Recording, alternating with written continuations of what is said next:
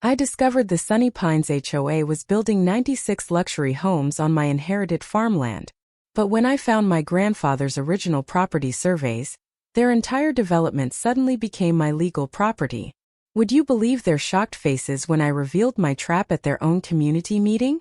I never thought I'd have to fight for land that already belonged to me. When Grandpa Joe died last March, I inherited his 200-acre farm outside Meadow Creek. The old place had been in our family for generations.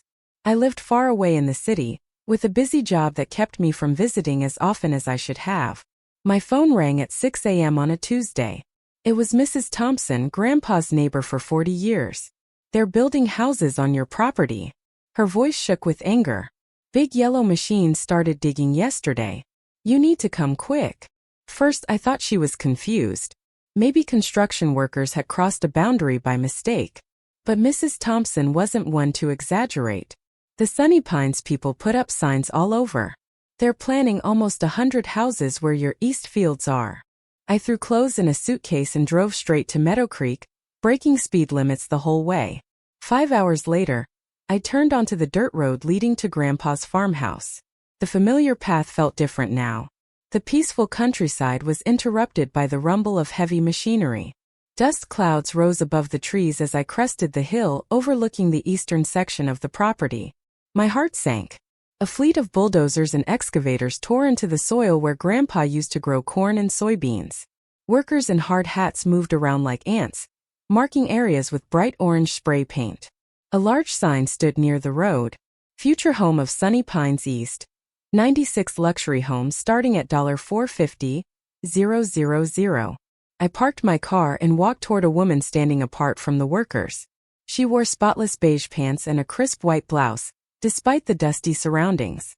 Her hair was perfectly styled, and she held a clipboard while talking on her phone. "Excuse me," I said when she finished her call. "What's happening here?" She looked me up and down like I was a door-to-door salesman interrupting her day.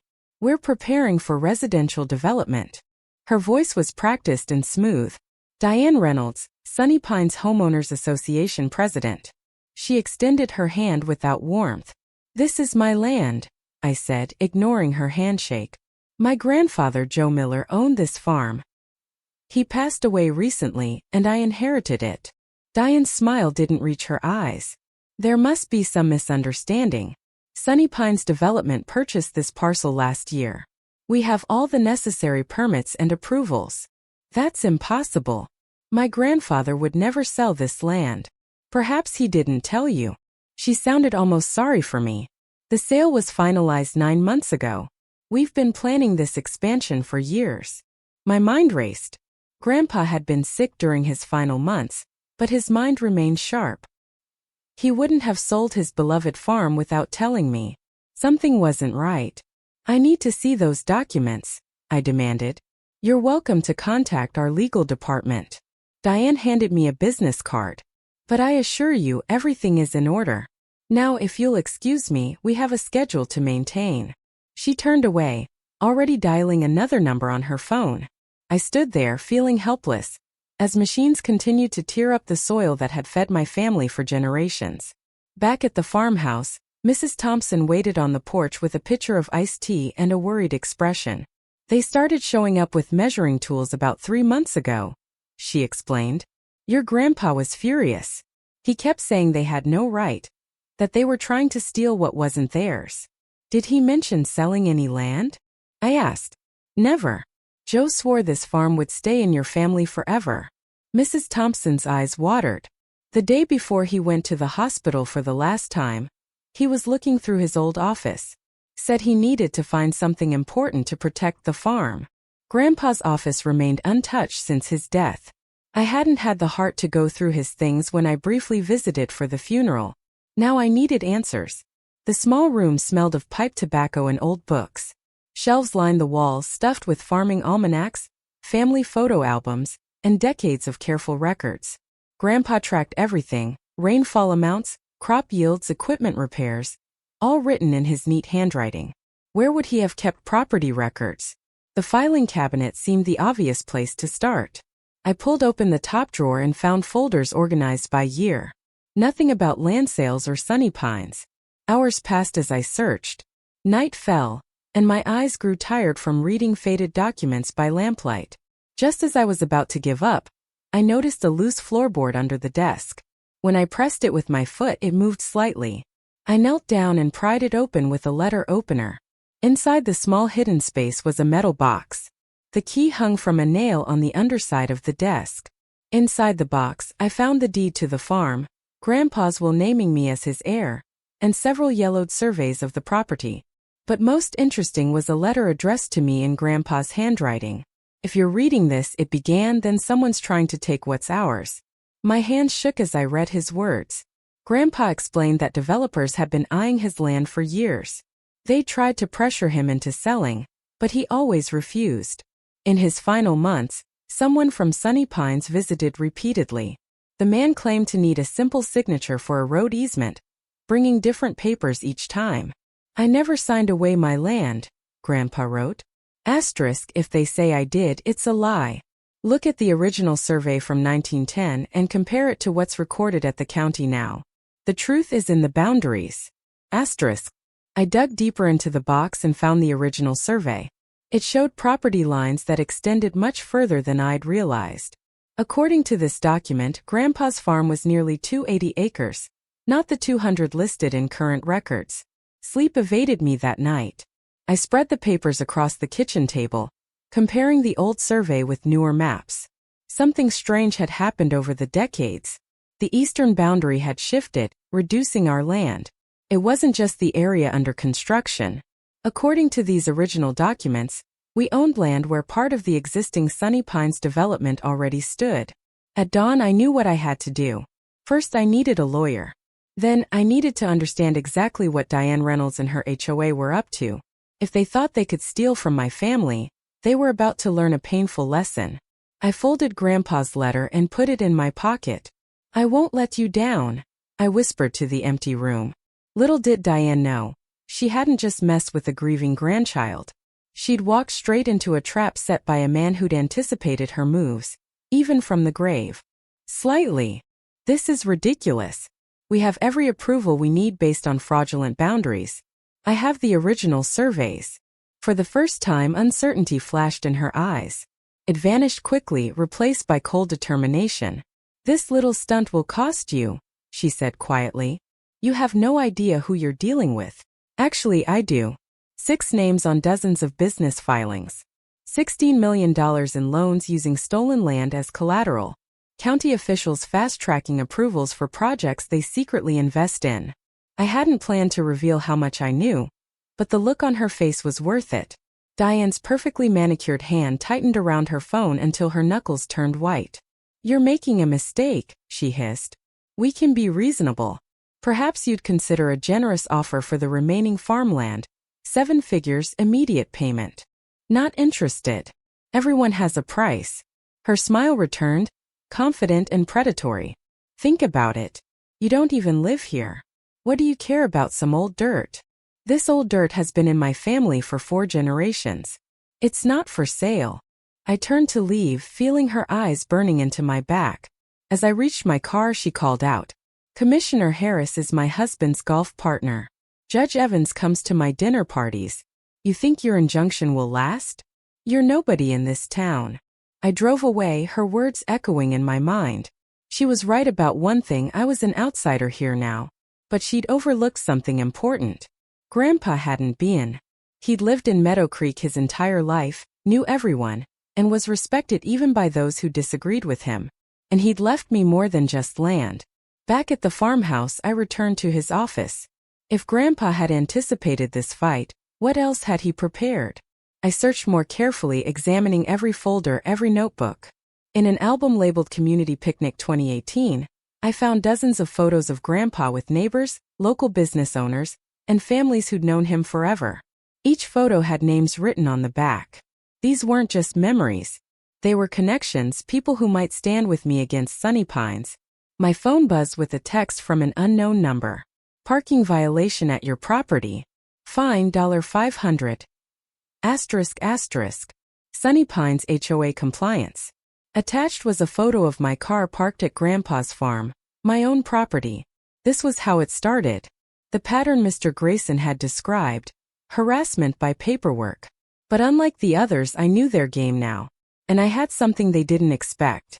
Grandpa's secret weapon, still hidden in his files, waiting for the right moment. As night fell over the farm, I sat on the porch where Grandpa used to tell me stories during summer visits. The eastern fields lay quiet now, construction equipment abandoned under the court order. But this was just the beginning. Tomorrow Diane would mobilize her connections. The real fight was coming. What she didn't realize was that I'd found more than just property surveys in Grandpa's hidden box. I'd found documents that didn't just question the boundary changes. They revealed who had falsified them, when, and why. Diane thought she was dealing with an absent grandchild fighting for sentimental land. She had no idea she was facing the ghost of my grandfather, who had documented every dirty deal and suspicious approval for years, patiently building a case while they thought he was just a stubborn old farmer. The trap was set. All I had to do was let them walk further into it. Gerald left, carefully driving past the security vehicles. I watched a light rain begin to fall on the half-built houses in the distance. Diane thought she was punishing me into submission. Instead, she had just helped me find the allies I needed to win this war. Tomorrow would be different. Tomorrow I would stop playing defense. My grandfather always said, "The best trap isn't one your enemy walks into. It's one they help you build without knowing it." Diane had just handed me the final pieces I needed. My water got shut off yesterday. The electricity followed this morning. I stood in my grandfather's kitchen, looking at spoiled food in the warm refrigerator. Diane Reynolds thought she could bully me off my own land by making life unbearable. She had another thing coming. I grabbed my notebook and headed out. If Diane wanted war, I needed allies. The first person I visited was Mrs. Thompson, who answered her door in a flowered housecoat. Asterisk. "They shut off your utilities?" Asterisk, she gasped. Asterisk, "That's illegal." Asterisk. "So is building on my land," I replied. Asterisk, "But Diane has friends at the county office. I need to know who else might hate the HOA as much as we do." Asterisk. Mrs. Thompson's eyes lit up. Asterisk, "Oh honey, grab a chair. This might take a while." Asterisk. She gave me 15 names. Families who'd been fined for the wrong color mailbox. Elderly couples threatened with liens for having grandchildren visit too often. A single mom who couldn't afford the $900 fee for putting up a small fence to keep her toddler safe. I spent the entire day knocking on doors throughout Sunny Pines. At first, people were scared to talk, but when I showed them my property documents, something changed. Hope replaced fear. Sarah Jenkins, whose garden had been forcibly removed, invited me in for lemonade. Diane made my husband dig up our tomato plants because vegetables weren't aesthetically pleasing, she said, hands shaking with anger. Asterisk, "We got a $500 fine. My husband works 2 jobs already." Asterisk. The Patel family had spent $3,000 fighting the HOA over their porch swing. The Johnsons couldn't paint their front door the color they wanted. Every house looked exactly the same, beige with white trim. "It's not just the rules," Trevor Martinez explained while his wife Maria nodded. Asterisk, "It's how they enforce them." Diane drives around taking pictures of violations. Some people get warnings, others get instant fines.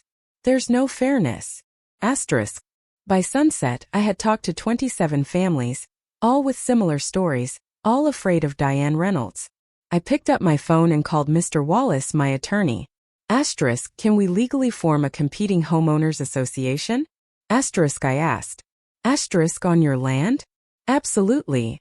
Asterisk, he replied. Asterisk, "But what about the existing homes?" Asterisk. "That's where it gets interesting," I said.